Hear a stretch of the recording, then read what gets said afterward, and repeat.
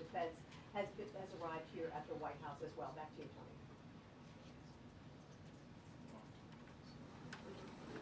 And the door is open. He's walking in. Mr. President, welcome. Thank you very much. Thank you. I'd like to request a moment of silence for the victims and their families, please.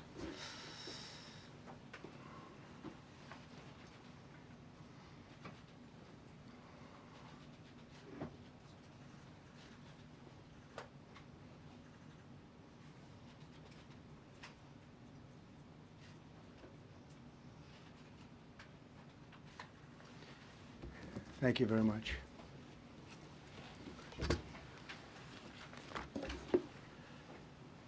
I speak to you this morning in an hour of anguish for our nation. Just before 9 p.m. last night, an American Airlines regional jet carrying 60 passengers and 4 crew collided with an Army Black Hawk helicopter carrying 3 military service members over the Potomac River in Washington, D.C., while on final approach to Reagan National Airport. Both aircraft crashed instantly and were immediately submerged into the icy waters of the Potomac. Real tragedy. The massive search and rescue mission was underway throughout the night, leveraging every asset at our disposal, and I have to say the local, state, federal, military, including the United States Coast Guard in particular, they've done a phenomenal job. So quick, so fast, it was mobilized immediately. The work has now shifted to a recovery mission. Sadly, there are no survivors.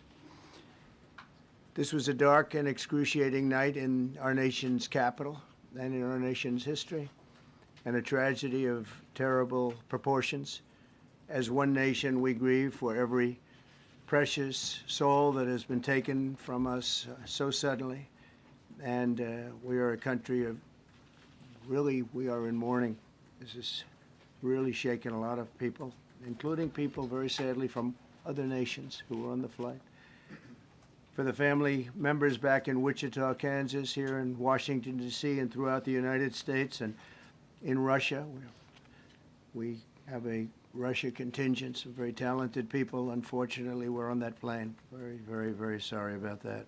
Whose loved ones were aboard the passenger jet. We can only begin to imagine the agony that you're all feeling. Nothing worse. On behalf of the First Lady, myself, and 340 million Americans, our hearts are shattered alongside yours, and our prayers are with you now and in the days to come. We'll be working very, very diligently in the days to come. We're here for you to wipe away the tears and to offer you our devotion, our love, and our support. There's great support. In moments like this, the differences between Americans fade to nothing compared to the bonds of affection and loyalty that unite us all, both as Americans and even as nations. We are one family, and today we are all heartbroken. We're all searching for answers. That icy, icy Potomac, it was a cold, cold night, cold water. We're all overcome with the grief for many who have so tragically perished, will no longer be with us. Together we take solace in the knowledge that their journey ended not in the cold waters of the Potomac, but in the warm embrace of a loving God. We do not know what led to this crash, but we have some very strong opinions and ideas, and I think we'll probably state those opinions now. Because over the years I've watched as things like this happen, and they say, well, we're always investigating, and then the investigation 3 years later, they announce it. We think we have some pretty good ideas. But we'll find out how this disaster occurred, and we'll ensure that nothing like this ever happens again. The FAA and the NTSB and the U.S. military will be carrying out a systematic and comprehensive investigation. Our new Secretary of Transportation, Sean Duffy, his second day on the job when that happened. It's a rough one. We'll be working tirelessly. He's a great gentleman. The whole group these are great people, and they are working tirelessly to figure out exactly what happened. We will state certain opinions, however. I'm also immediately appointing an acting commissioner to the FAA, Christopher Rocheleau, a 22-year veteran of the agency, highly respected. Christopher, thank you very much. Appreciate it. We must have only the highest standards for those who work in our aviation system. I changed the Obama standards from very mediocre at best to extraordinary. You remember that. Only the highest aptitude, they have to be the highest intellect and psychologically superior people were allowed to qualify for air traffic controllers. That was not so prior to getting there. When I arrived in 2016, I made that change very early on because I always felt this was a job that, and other jobs too, but this was a job that had to be superior intelligence, and we didn't really have that, and we had it. And then when I left office and Biden took over, he changed them back to lower than ever before. I put safety first. Obama, Biden, and the Democrats put policy first.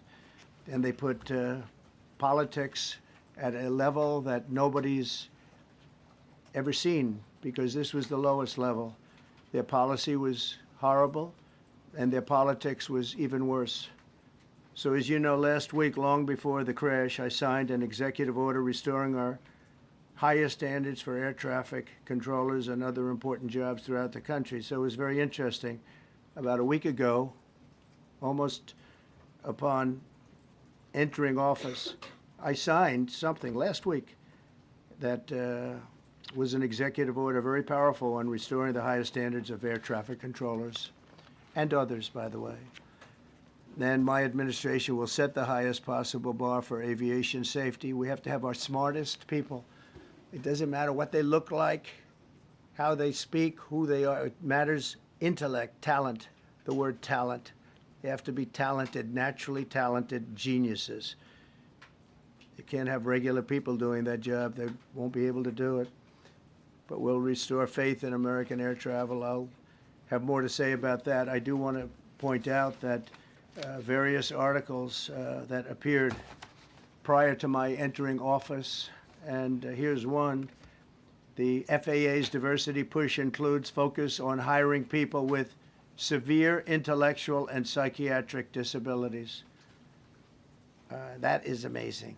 And then it says FAA says people with severe disabilities are most underrepresented segment of the workforce, and they want them in, and they want them, they can be air traffic controllers. I don't think so.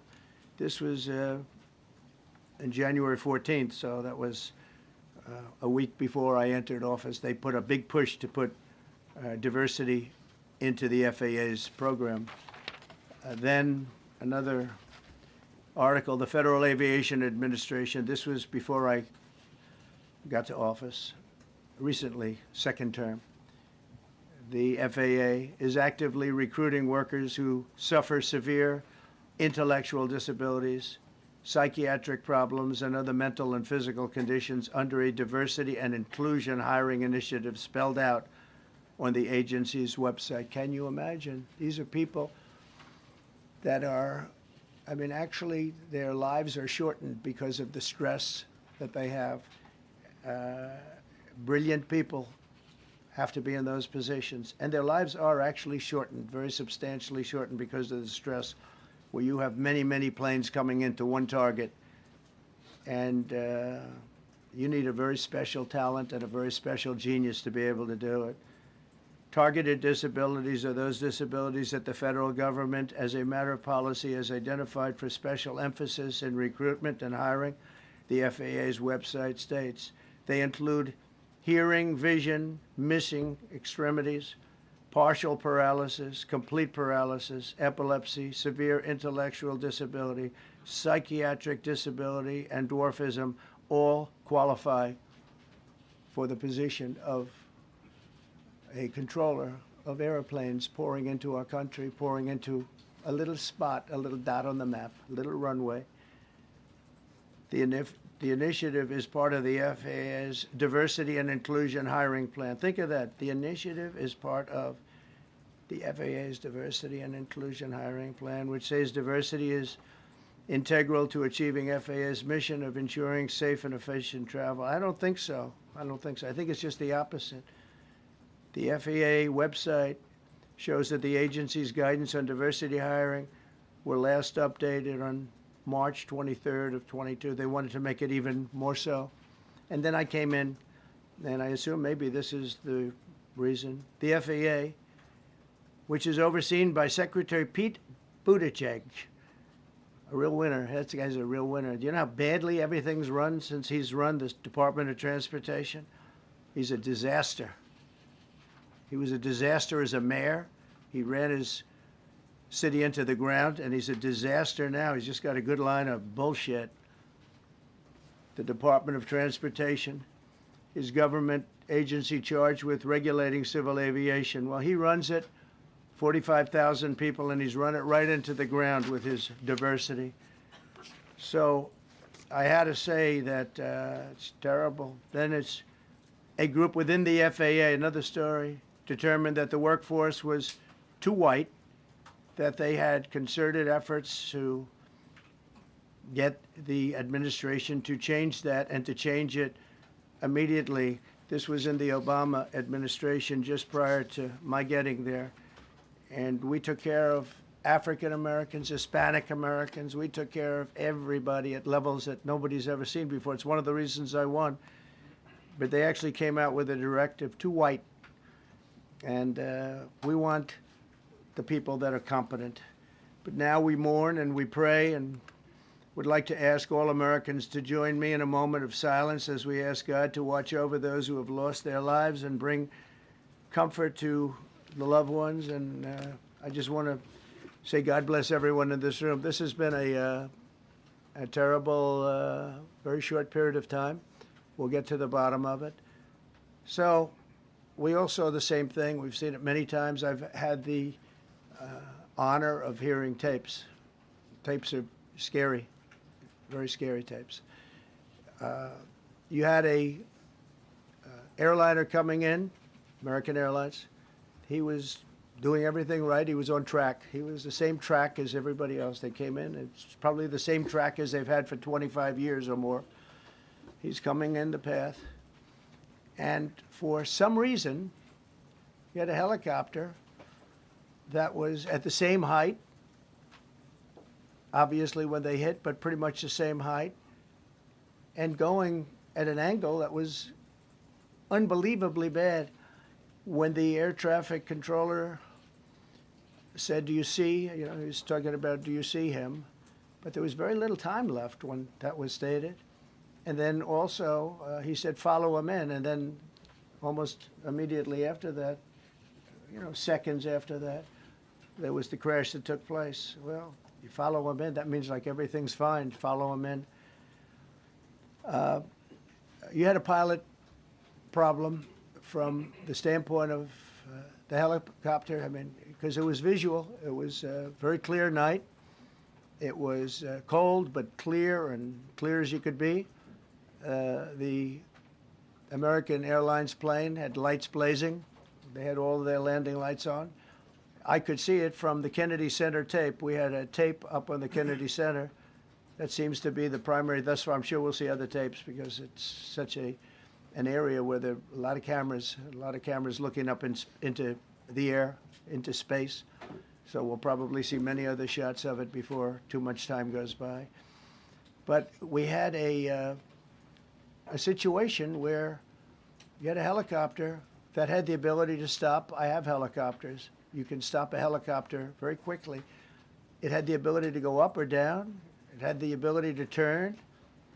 And the turn it made was not the correct turn, obviously. It did somewhat the opposite of what it was told.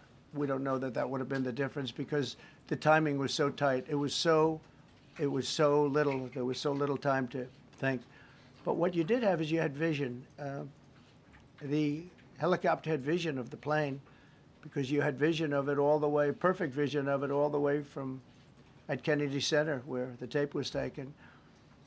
And for some reason, there weren't adjustments made. Again, You could have slowed down the helicopter substantially. You could have stopped the helicopter. You could have gone up. You could have gone down. You could have gone straight up, straight down. You could have turned. You could have done a million different maneuvers. For some reason, it just kept going and then made a slight turn at the very end, and by that time it was too late.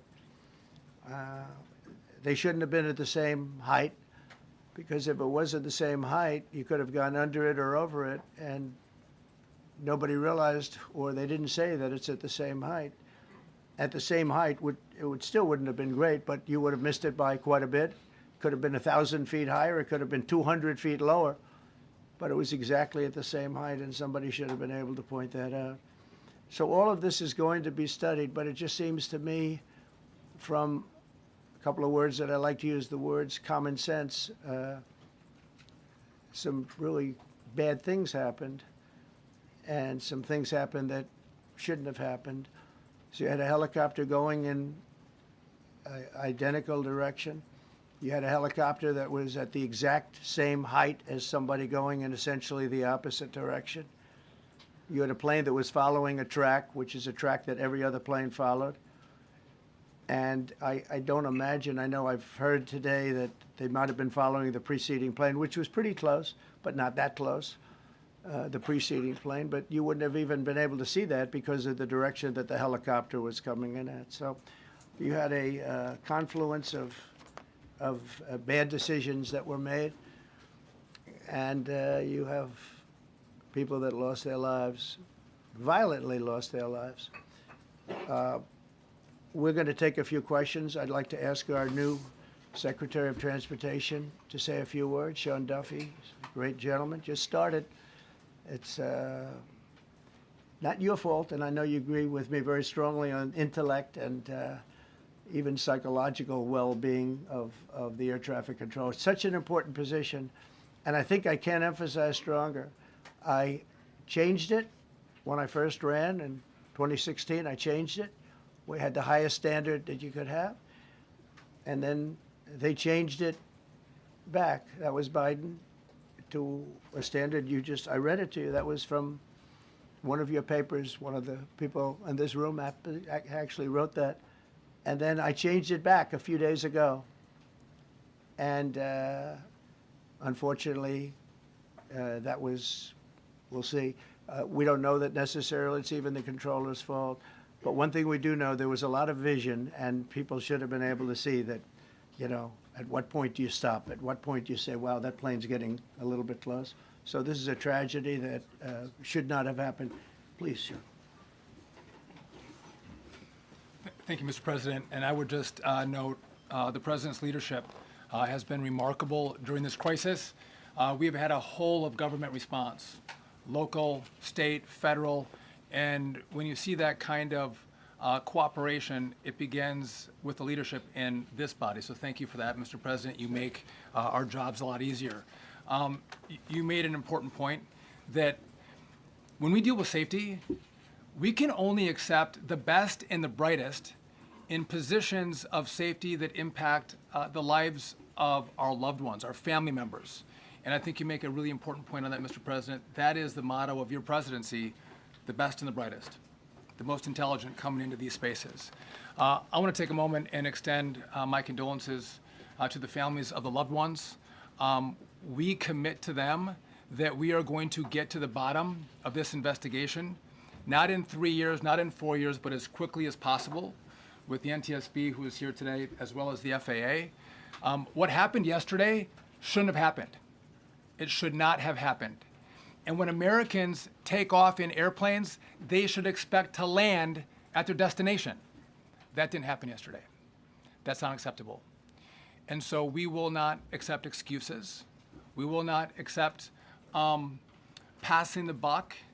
We are going to take responsibility at the Department of Transportation and the FAA to make sure we have the reforms that have been dictated by President Trump in place to make sure that these mistakes do not happen again. And again, I want to thank you for your leadership, Mr. President, and I appreciate the confidence you placed in me. Thank you. Pete would like to say something. Well, thank you, Mr. President. Again, I want to echo what the Transportation Secretary said about your leadership. From the moment we found out about this, we were in contact with the White House trying to determine exactly what happened. I would echo it as well. No excuses. We're going to get to the bottom of this.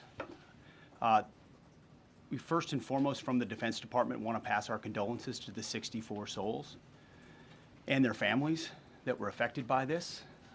Never should happen. And certainly the 3 service members, the 3 soldiers, a young captain, staff sergeant, and a CW2, Chief Warrant Officer, on a routine annual retraining of night flights on a standard corridor for a continuity of government mission. The military does dangerous things. It does routine things on the regular basis. Tragically, last night, a mistake was made. And I think the president is right. There was some sort of an elevation issue that we have immediately begun investigating at the DOD and Army level. Army CID is on the ground investigating. Top-tier aviation assets inside the DOD are investigating, sir, to get to the bottom of it so that it does not happen again, because it's absolutely unacceptable. But I want to echo what the Transportation Secretary and you, Mr. President, said, because it pertains to the DOD as well. We will have the best and brightest in every position possible. As you said in your inaugural, it is colorblind and merit-based. The best leaders possible, whether it's flying Black Hawks and flying airplanes, leading platoons, or in government. The era of DEI is gone at the Defense Department, and we need the best and brightest, whether it's in our air traffic control, or whether it's in our generals, or whether it's throughout government. So thank you for your leadership and courage on that, sir, and we'll stand by you on it. Thank you. Very much. JD, please. Well, thank you, Mr. President, for your leadership. I just want to reemphasize something the President said, and you've heard from the Secretary of Transportation and of Defense. There really was a whole of government response. We were all on the phone. We were all communicating yesterday, trying to get to the bottom of this immediately, but also try to communicate with the American people about what happened. Something the President said that I think bears reemphasizing, which is that when you don't have the best standards in who you're hiring, it means, on the one hand, you're not getting the best people in government, but on the other hand, it puts stresses on the people who are already there. And I think that is a core part of what President Trump is going to bring and has already brought to Washington, D.C. is we want to hire the best people because we want the best people at air traffic control, and we want to make sure we have enough people at air traffic control who are actually competent to do the job. If you go back to just some of the headlines over the past 10 years, you have many hundreds of people suing the government because they would like to be air traffic controllers, but they were turned away because of the color of their skin. That policy ends under Donald Trump's leadership because safety is the first priority of our aviation industry. Thank you, Mr. President.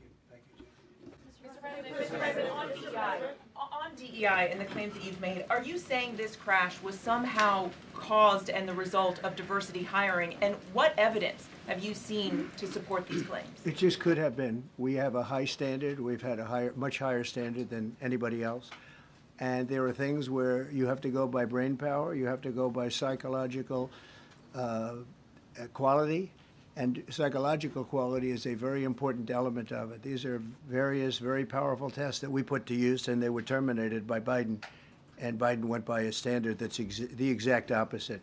So we don't know, but we do know that you had 2 planes at the same level. You had a helicopter and a plane. That shouldn't have happened. And we'll see. We're going to look into that, and we're going to see. But certainly for an air traffic controller, we want the brightest, the smartest, the sharpest. We want somebody that's psychologically superior, and that's what we're going to have. Yeah. Mr. President. Yeah, please, go ahead. Mr. President, you mentioned at the top of the briefing that there were several Russian nationals on the flight. Yes. Will the U.S. government be willing to facilitate the transfer of their remains, considering Yes, we the will. fact there is no direct air travel between the 2 countries? We've already been in contact with Russia, and the answer is yes, we will facilitate. Yes. Please, go ahead. Thank you, Mr. President. The situation in the Democratic Republic of the Congo is getting worse, even though President John Lorenzo has been mediating the conflict between Rwanda and the Democratic Republic of the Congo because he wants to bring peace and stability. The situation is really bad right now. I want to hear from Ms. President if you have any plan in the future to bring peace in the Well, you're Democratic asking me a Republic question of the about Congo. Rwanda, and it is a very serious problem, I agree, but I don't think it's appropriate right now to talk about it, but it is a very serious problem. Even yet know the names of the 67 people who were killed, and you are blaming Democrats and DEI policies and air traffic control and seemingly the member of the U.S. military who was flying that Black Hawk helicopter. Don't you think you're getting ahead of the investigation right now? No, I don't think so at all. I don't think with the names of the people, you mean the names of the people that are on the plane? You think that's going to make a difference? Does it comfort their families They to are hear you a blaming group of DEI people that have policies? lost their lives. If you want a list of the names, we can give you that. We'll be giving that very soon. We're in coordination with American Airlines. We're in coordination very strongly, obviously, with the military. But I think that's not a very smart question. But are you I'm blaming- surprised coming from you. Are you blaming air traffic? Please. Thank you. Please. Thank you, President Trump. Thank you for being here. Based on your analysis so far, do you have a sense of who was at fault, if it was the plane, the helicopter, air traffic control, and can you assure people that it is safe to fly in and out of D.C.? Well, I've given you the analysis, and the analysis was it was based on vision. You had a lot of people that saw what was happening. You had some people that knew what was happening. There was some warnings, but the warnings were given very, very late. You know, those warnings were given very late. It was almost as they were given. A few seconds later, there was a crash. It should have been brought up earlier. But the people in the helicopter should have seen where they were going. I can't imagine people with 20/20 vision not seeing, you know, what's happening up there. Again, they shouldn't have been at the same height. You're going in reverse directions or sideways directions. Obviously, you want to be at different heights. I see it all the time when I'm flying. You have planes going in the opposite. They're always lower, we're higher, or so if somehow there's a screw up, there's not going to be a tragedy. It'll be close, but you know, there's never going to be a tragedy if you're at a different elevation. For whatever reason, they were at the same elevation. And also, from the American Airlines Center, he's along the track that every plane is along. You say, what was a helicopter doing in that track? It's very sad. But visually, somebody should have been able to see and taken that helicopter out of play. And they should have been at a different height. Thank you, sir. You mentioned the Russians that were on board that plane. What other nationalities were on board that passenger There were a jet? couple of others. We're going to be announcing it in about an hour. We have some very specific information. We're calling the countries. We've spoken to most of them, but there were some other countries represented. Mr. President, have you spoken to President Putin? I have not, no. Mr. President, on your executive order, Not about this. on your executive order, you've already issued an executive order you say will restore aviation safety. Right. This crash happened after that. Was the executive order successful, and what more needs to change to keep people safe? Well, you know, we issued it 3 days ago, and we're in the process of making those changes. This is something that should have been done a long time ago. Actually, my original order should have never been changed, and I think maybe you wouldn't have had this problem. Maybe. Yeah, please, go Yes, ahead. thank you. We see like everyday life that very often those diversity hires cause sometimes issues, as you just mentioned. So what plan do you have? Are we going to see some fire? Are you going to fire some of those diversity hire in the federal government? What plan do you have? I would say the answer is yes. If we find that people aren't mentally competent, you see the language. The language is put out by them. And if you see that, I'm not going to bore you by reading it again, but these are not people that should be doing this particular job. They'd be very good for certain jobs, but not people that should be doing this particular job.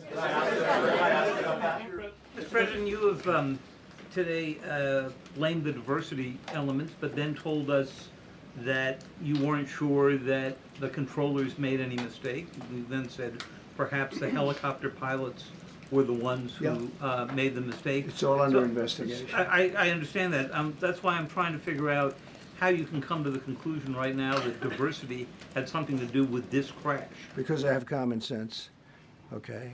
And unfortunately, a lot of people don't. We want brilliant people doing this. This is a major chess game at the highest level. When you have 60 planes coming in during a short period of time, and they're all coming in different directions, and you're dealing with very high-level computer work and very complex computers, And one of the other things I will tell you is that the systems that were built, I was going to rebuild the entire system, and then we had an election that didn't turn out the way it should have.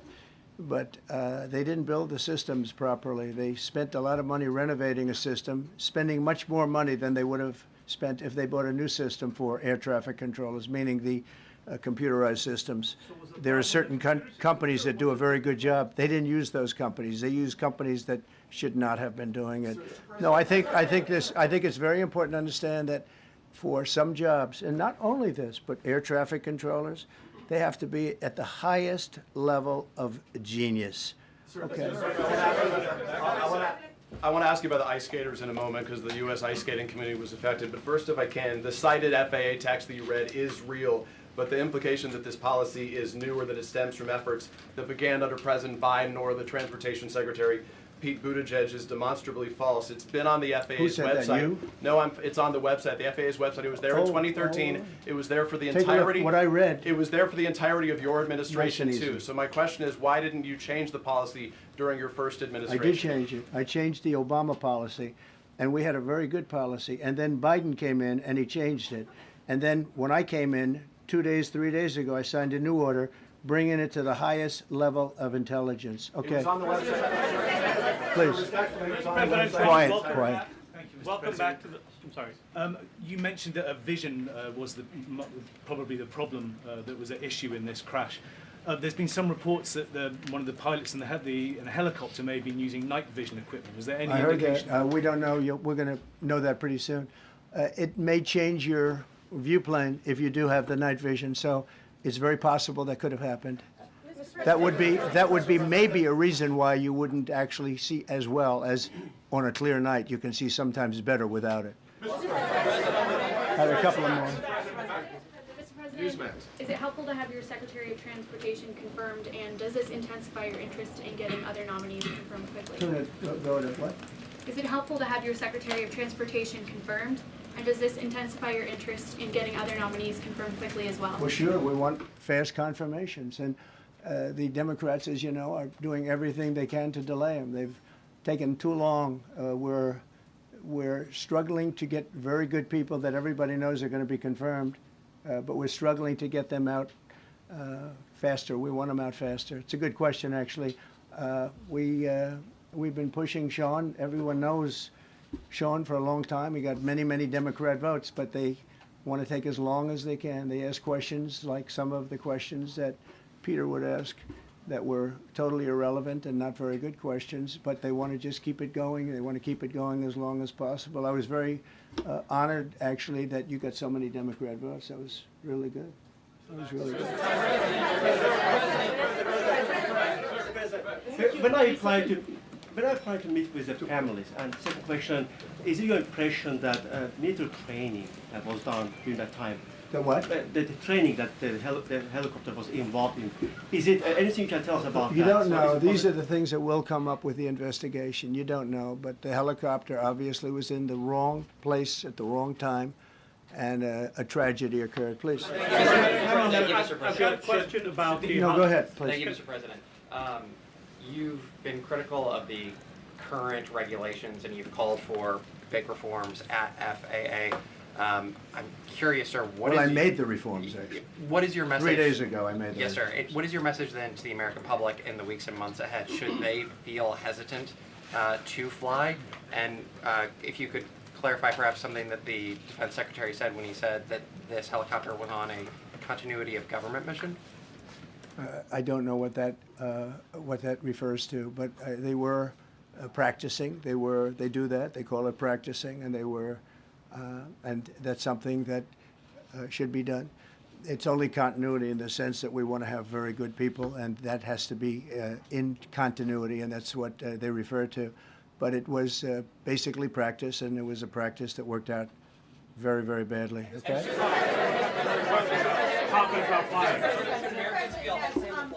On his question, the first question, should people be hesitant to fly right now? No, not at all. I've not hesitated to fly.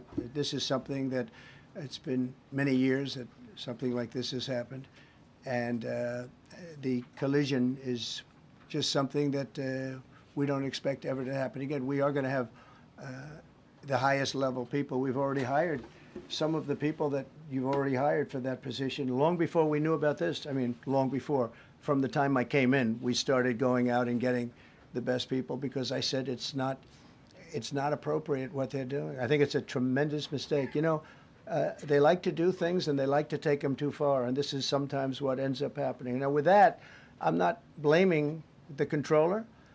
I'm saying there are things that you could question, like the height of the helicopter, the height of the plane being at the same level and going in opposite directions. It's not a positive. But no, we're already hiring people. No, flying is very safe. We have the safest flying anywhere in the world, and we'll keep it that way. Thank you all very much. Thank you very much, everybody. Appreciate it.